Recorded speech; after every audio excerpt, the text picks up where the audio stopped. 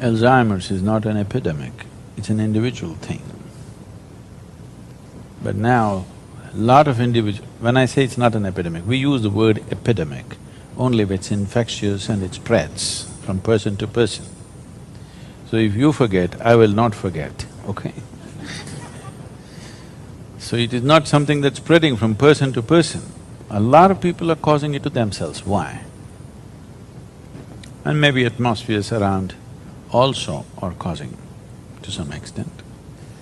So, there are so many modern amenities which are interfering with many aspects of our lives and everything. In India, here I don't know in what forms it has happened. In India, the cell phone tower growth happened phenomenally in the last 10 years. It's the largest growing cell phone market on the planet. Every year, we're adding 60 million phones. And in the rivalry between one company and the other, you will see in the same place, 3, 4 cell phone towers are standing up. They could use the same facility, but no, 4 will stand up. Most of you would remember when you were growing up, wherever in the country, there were sparrows. Hundreds and thousands of sparrows all over in every city. And there was such efficient cleanup, you know. If you eat something and leave, the sparrow will come and clean it up in a moment, you know. They were everywhere. Today, except in a few places, in most places there's not a single bird, all killed by the cell phone tower. So the bird's brain gets fried and it dies because of the cell phone towers. Yours will become a bird brain. It's a larger one, so it withstands all that, but slowly it'll become a bird brain. There can be many complex reasons, that's not one reason, but some of the things that were very obvious are people who are today in their 70s and 80s, I could be wrong about the percentages, but I believe at least 60% of them have abused drugs at some time. I'm saying they've abused at some point. We'll come to prescriptions later. Self-prescribed. Because people who went to the university in 60s and 70s, I would say 80% of them have touched some kind of drug at some point. Am I right? In 60s and 70s, is it not so? At least 80%. They may not have been regularly on it, but they have used. You need to understand, especially synthetic formulations of psychedelic drugs, just one use can destroy many things within you, just a single use. So those who have used synthetic drugs, even a single usage could have damaged their system. Those who have gone on natural substances, a more prolonged usage can cause the damage. Those who've gone on alcohol, a prolonged usage and excessive usage can definitely cause the damage. Those who are on prescription medicines, that could be the most dangerous thing. The first and the last are the most dangerous things. Psychedelic, synthetic drugs and the prescription medicine could be causing the maximum damage. When I say prescription medicine, because I do not know, I have no… I don't go and look for, okay, how many people are causing damage to themselves, it's not a pleasure for me to explore on the internet. But looking at the advertisements on the television, how they're advertising anti-allergic, antihistamines, things, these people are causing enormous damage by taking those things. Enormous damage. Okay, you may stop sneezing, but why you stopped sneezing, you have to look at it. When something irritates your nostril, you must sneeze. If sneezing stops, that does not mean the substance is not irritating you. It is just that we're cutting off something which would cause sneezing, isn't it? Yes or no? You just cut off. It is like you're driving and somebody in front of you, another car, puts on an indicator, he wants to turn right. You don't like it, you want to pass him. So you shoot off the indicator. If you shoot off the blinker, this doesn't mean the truck in front of you is not going to turn right. It's still going to turn right and you're still going to drive into it. So these factors are there. Apart from this, there has been a copious usage of insecticide, herbicide, all kinds of side. This is suicide. So all these things put together and lifestyle in terms of… See, it is a known fact in India. It's commonly known in a village, an uneducated person knows that if you eat old food, your brain will become dull, okay? Do you know? If in a school or something, some student is dull, teachers will ask, what are you eating old food? Why are you so dull? It's like a common conversation. You must be eating old food, you're so dull. Because if food is cooked in the yogic system, any cooked food must be eaten within an hour and a half, max 4 hours. Beyond that, it's dead and gone. But now you're keeping it for months and eating it, months. Already it's on the shop shelf for a month, you keep it in the refrigerator for another month before you eat it, I don't know, 6 months maybe, and then you eat this, you're causing serious damage. Because this half-baked understanding of the whole human system and saying, okay, there are proteins, there are vitamins, if it's not there, pump it, extra protein you pump into this, mix that and eat it, you're causing serious damage. There are various aspects. I couldn't believe this, I couldn't come to terms with it for some time. When one of the doctors pointed out, in the medical textbooks in America, it says that it's normal for you to empty your bowels once in 3 days. It's considered normal. Up to a week is okay. Beyond that, we should be concerned. In the yogic system, every day, twice a day you must empty your bowels, not once. Because the food, the moment it moves to large intestine or the colon, it must go out, it should not stay there. If you keep these impurities in the system, it'll work in a certain way. An unclean colon and an imbalanced mind are together, always.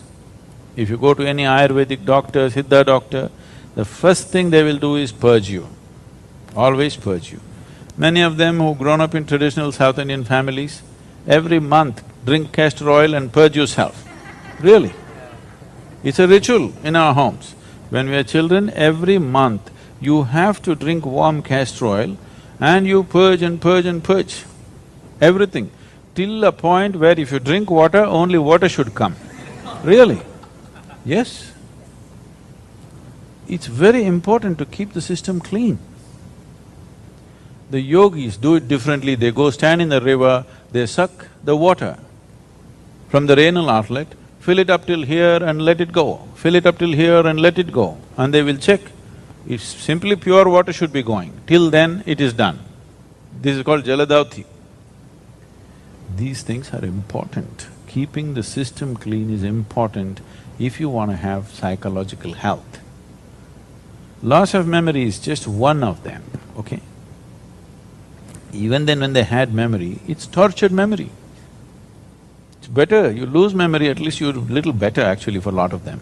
It's a relief. When you torture yourself continuously, the only solution is, if we erase the memory, at least you're free. But the problem is, all the memory never goes. Nobody has lost their memory absolutely. Yes? They lost short-term memory, they can't remember what happened 10 minutes ago, but they remember what happened 50 years ago. And that bothers them. When they're 85, they're beginning to behave like they're 15 or… and it's pathetic. When their brain is going down, their body is also going down, but the medical industry won't let it go down. We want to stretch it little more. because it's good for the economy. We should know when to go gracefully, yes? You need to understand this. When life slipped into this body, it slipped in without any friction, isn't it? Even your mother did not know when it happened. You think she knows? She does not know when it happened. Only when she gets a kick from inside, only then she knows. Till then, she doesn't even know how this life slipped in to a small meatball that it was to start with, yes? So when life slips into the physical, it slips in with absolute ease, without any struggle. To make this life in such a way that when it leaves also it leaves without any friction is an important part of living. It's a very important part of living. And we've ignored all these things. If we think ignoring the fundamentals of life and living here, there is no price to it then that's a foolish life. If you ignore gravity and try to climb there and simply walk from there to here, and if you fall down and break your bones, is it wrong, I'm asking? Is it wrong? Is nature cruel to you? No, you're supposed to understand the basic laws of life, isn't it? And if you spray something and kill that insect, is it wrong? A little more of it also, not the whole of you, at least kill a part of your brain. Is it wrong, I'm asking? Huh? It's bound to happen, isn't it? How can it not happen, I'm asking? It's bound to happen. So, our ideas of science and technology it's very juvenile, if you ask me. Very, very juvenile. But the world is on full thrill right now. If you talk about this, they will say you're archaic. They will say you're anti-modernization, you're anti-development, you're anti-this, enemy of the people. We have to pay for it. And the kind of memory that a lot of people carry, if they lose it, they must be happy. They don't know how to carry life's memory within them in a pleasant manner, isn't it? Yes? Most people carry such bitterness within them, forgetfulness is a relief. And somewhere, unknowingly, they're asking for it.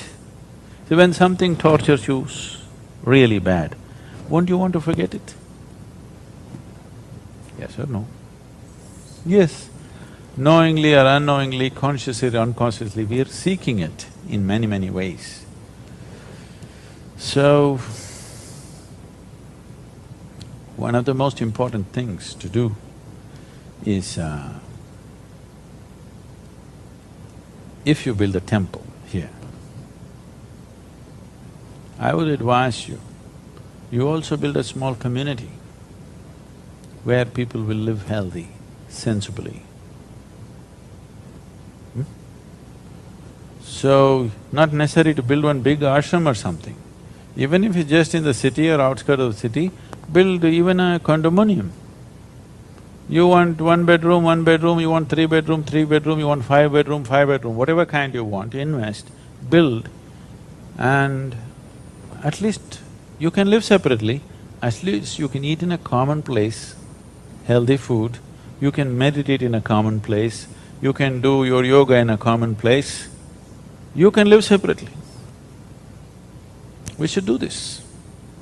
Otherwise, each to his own way. It's going somewhere, you know. If you want yourself and those of you who have children, if you want to create something, this is a simple way to find a solution, to live in a conscious society.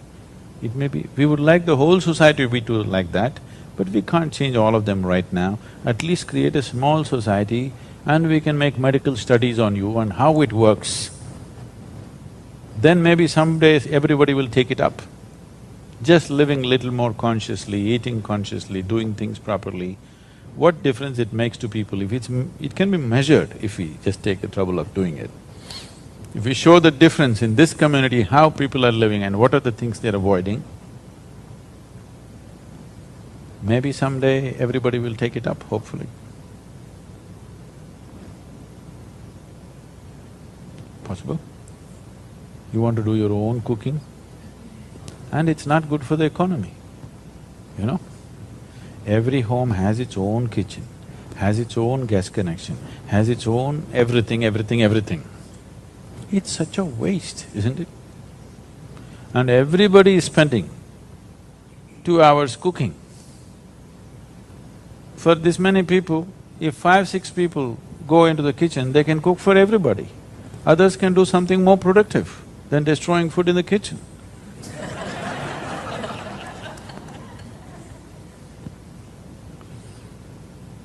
Yes, you must look for that. If you want solutions, if you just like to lament about it and continue.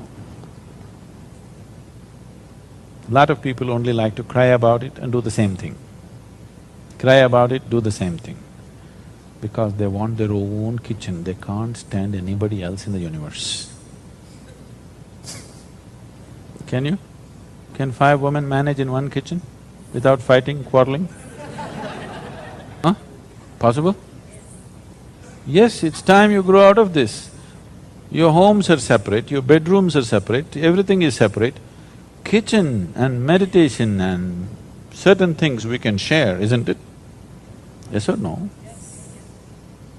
If that much cohesiveness is not there in us, then talking spirituality will remain only talking spirituality. It will never be a genuine step.